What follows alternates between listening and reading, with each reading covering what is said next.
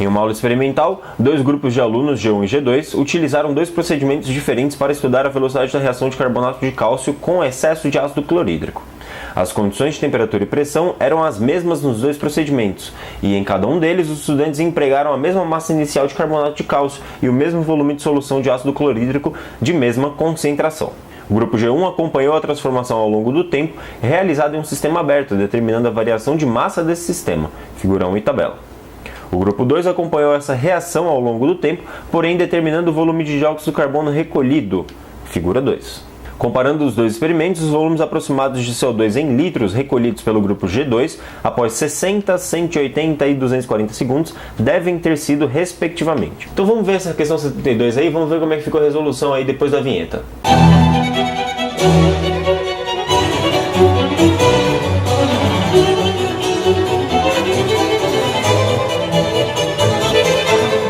Bom, galera, então para resolver essa questão a gente vai começar pensando o seguinte, olha só. Eu anotei aqui os dados que ele deu, né, os valores que ele deu, e aí eu já anotei aqui o quanto foi a variação de massa em cada um desses processos, tudo bem? De 0 para 60 segundos, o que aconteceu? Teve uma redução de massa de 0,62. Pessoal, esse carbonato, quando jogado em água, ele vai, quando na presença de ácido clorídrico, carbonato com ácido clorídrico vai liberar CO2, pessoal. E aí, quando ele liberar esse CO2 ele vai ser recolhido.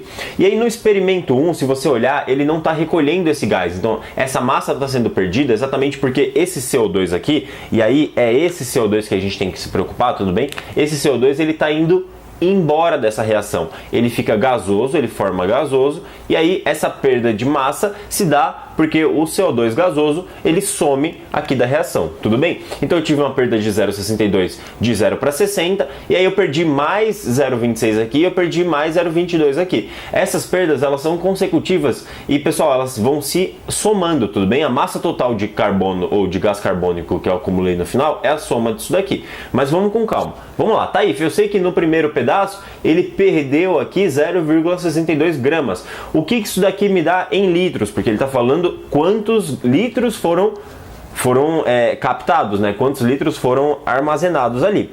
Olha só, pessoal, eu perdi 0,62 gramas. E aí, se você olhar lá no Note a Dot, ele está te dando 44 gramas por mol, né? E está te dando 24 litros por mol. Esse cara tá por mol, esse cara tá por mol também. Então eu posso fazer uma relação direta entre esses dois. Para cada 44 gramas de CO2 que eu recolher, eu vou ter acumulado 24 litros, ou esse gás ele ocupa 24 litros aqui, tudo bem? Ou seja, para cada 44 gramas de gás, ele ocupa 24 litros. Mas Taif, eu não recolhi 44 gramas de gás, eu recolhi somente 0,62 nessa primeira aqui, tudo bem? Beleza, quando eu recolher 0,62, e aí essa conta aqui, né, a gente vai fazer multiplicação em cruz aqui, x vezes 44, 0,62 aqui, 0,62 vezes 24, né? E aí passo o 44 dividindo, vai ficar 24 sobre 44. Pessoal, grava esse número aqui, ou na hora de fazer o vestibular era muito interessante que você não esquecesse, você percebesse que essa conta ia aparecer sempre. Então era melhor fazer isso daqui uma vez só e não ter que fazer mais, tudo bem?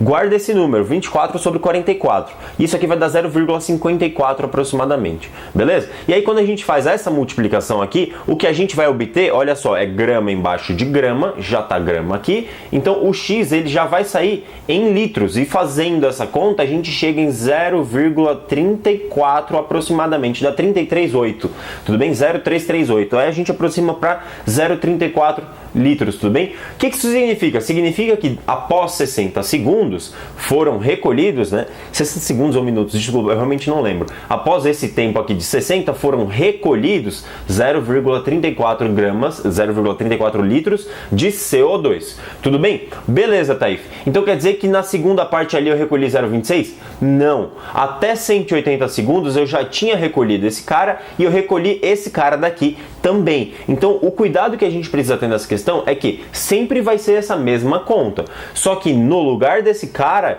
o que a gente vai colocar é o que foi recolhido até aquele momento. Então, até o momento 60 foi recolhido 0,62, tudo bem? Até o outro momento, ou seja, até o momento 180 foi recolhido 0,62 e 0,26. Então, foi recolhido a soma desses dois caras, tudo bem? Então, toma muito cuidado que o que a gente vai achar nessa regra de 3... Se a gente usar esses três valores aqui, usei 0,62, achei 0,34.